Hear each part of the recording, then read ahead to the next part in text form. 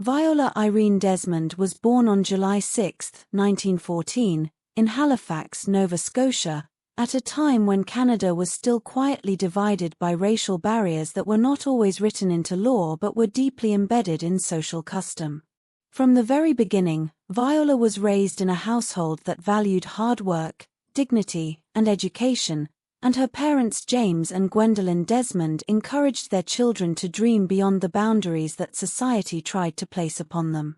As a young girl, Viola was fascinated by beauty and fashion, and she often dreamed of running her own business, something that very few women, especially black women, could even imagine in the early 20th century. Despite the constant reminders that people like her were considered second-class citizens in many aspects of Canadian life, Viola carried herself with quiet determination and dignity, refusing to believe that her race should decide her future. As she grew older, she noticed that there were no beauty schools in Nova Scotia that would accept black students, and so, undeterred, she traveled to Montreal, then to Atlantic City, and later to New York to study at some of the most respected beauty and cosmetology institutions of the time. These experiences not only gave her professional training but also exposed her to broader worlds where black excellence was celebrated and where determination could break barriers.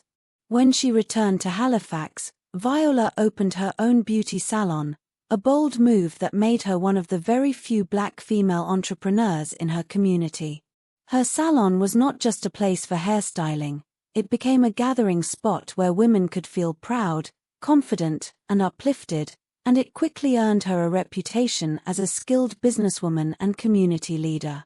Realizing that there were many young black women who also dreamed of careers in beauty but had no access to training, she went further and founded the Desmond School of Beauty Culture, where she personally taught students who then spread across Nova Scotia and beyond, opening their own businesses and passing on the lessons of empowerment she instilled in them. Viola's dedication was not only to beauty but to instilling confidence and independence in women who had been told all their lives to stay small. Yet beneath her success, the reality of a segregated Canada remained ever present. There were restaurants she could not freely enter, jobs she could never apply for, neighborhoods she could not live in comfortably, and theaters where she and others were expected to sit in designated sections, separate from whites. It was within this atmosphere that her quiet determination would soon clash head-on with the entrenched injustice of the time, leading to the moment that would define her legacy forever. In 1946, while traveling to Sydney, Nova Scotia, for a business trip, Viola's car broke down in the small town of New Glasgow. Deciding to use the waiting time productively, she purchased a ticket to see a movie at the Roseland Theatre. She asked for a ticket on the main floor, but the cashier handed her a balcony seat instead, without explanation. When she entered the theatre and saw the empty main floor, she walked down and sat where she preferred, believing there must have been some mistake. It was only when ushers approached her and demanded she move that Viola realized the harsh truth. The main floor was reserved for white patrons, while black customers were expected to sit in the balcony. Shocked and angered, Viola calmly explained that she had asked for a main floor ticket and was willing to pay the difference, but the staff refused, insisting she must move simply because of her race. When she refused to leave, the manager called the police. Viola, just 32 years old at the time, was forcibly dragged from her seat, injured in the process, arrested, and held in jail overnight.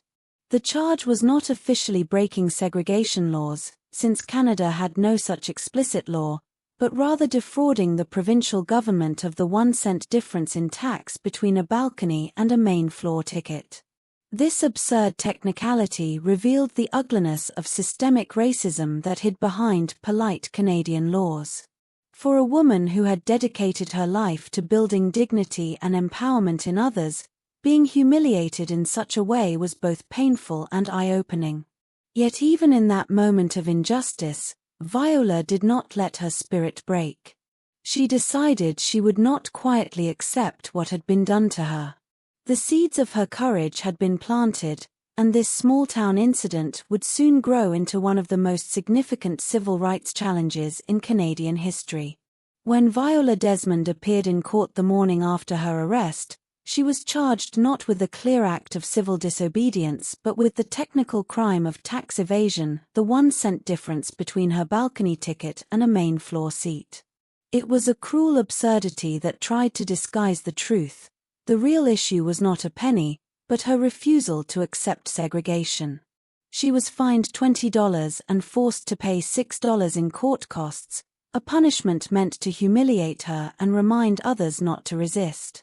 Yet Viola did not quietly accept this. With the support of the Black community in Nova Scotia, particularly through the Nova Scotia Association for the Advancement of Coloured People, she decided to appeal the conviction. Her case became one of the first known legal challenges to racial segregation in Canada. Though the courts refused to overturn the ruling, the case exposed the deep hypocrisy of a nation that liked to think of itself as tolerant and free. Viola's fight inspired conversations that had long been suppressed, bringing into the open the quiet but relentless discrimination faced by Black Canadians every day. Newspapers covered her story, ministers spoke about it in their churches, and activists began to see her act of resistance as a turning point. In many ways, she became Canada's Rosa Parks nearly a decade before Rosa Parks herself made history in Montgomery, Alabama.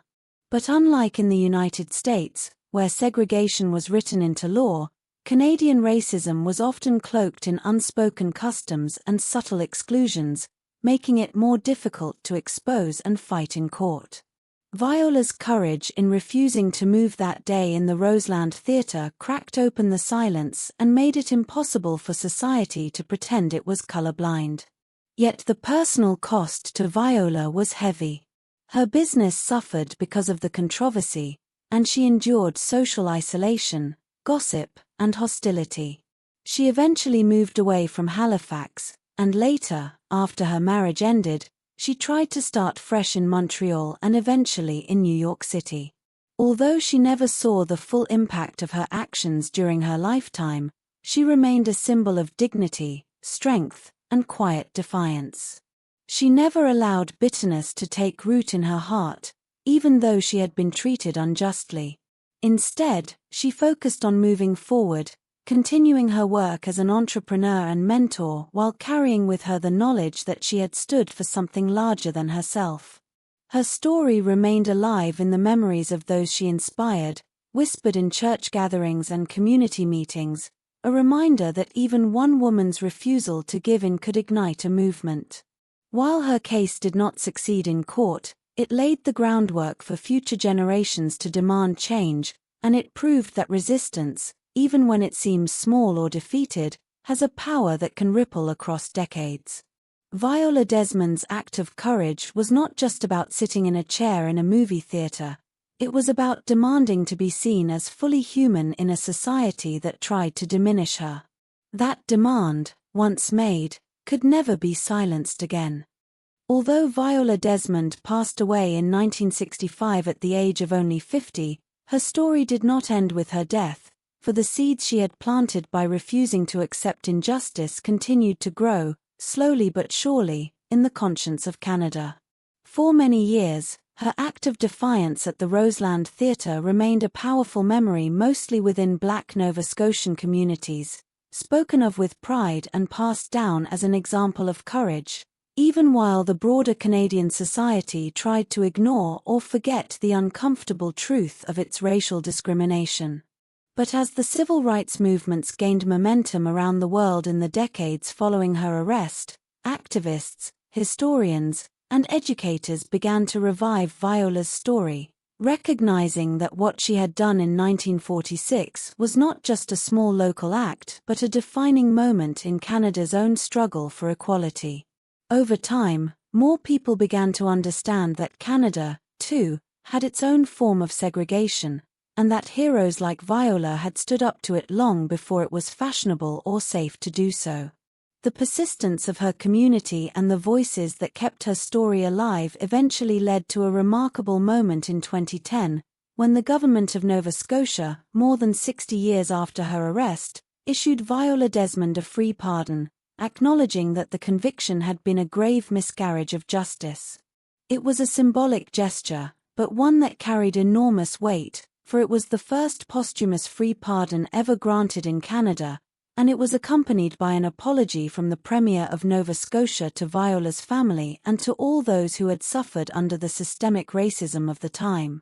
The gesture did not erase the injustice Viola had endured, but it signaled that her country was finally beginning to reckon with its past.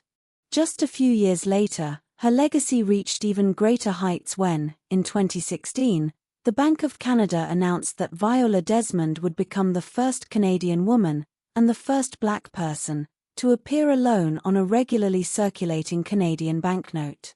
Her portrait was placed on the $10 bill, unveiled in 2018, showing her proud and unyielding gaze beside an image of Halifax's historic North End, where she had lived and worked.